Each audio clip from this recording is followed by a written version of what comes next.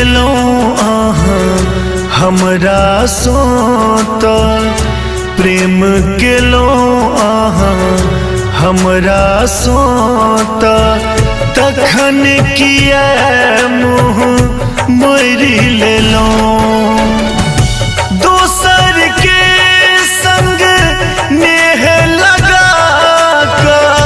दोसर के संग नेह लगा हमरा के नीते छोड़ देलो ये छोड़ देलो प्रेम केलो अहाँ हमरा सोत तखन किया मुँह मोरि लेलो दोसर के संग नेह लगा हमरा के नीते छोड़ देलो ये छोड़ देलो प्रेम केलो अहाँ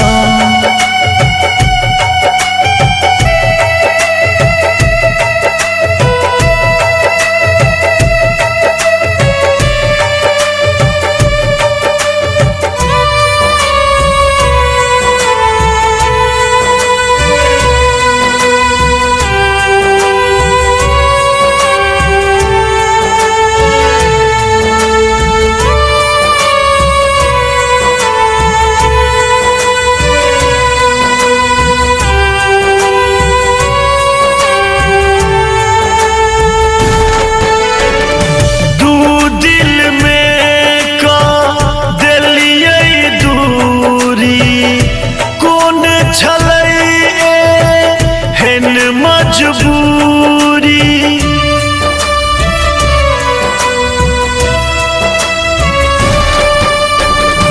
दू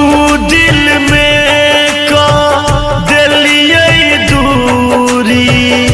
कौन छलै हेन मजबूरी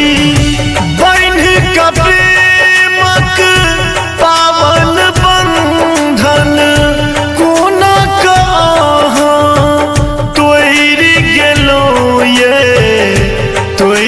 गेलो प्रेम केलो अहाँ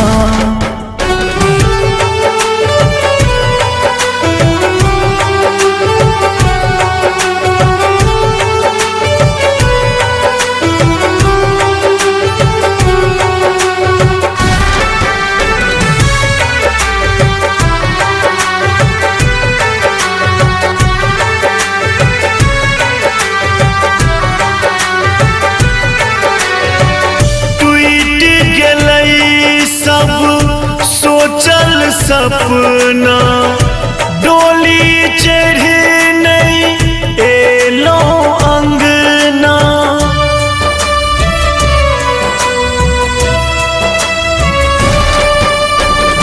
टूट गेलै सब सोचल सपना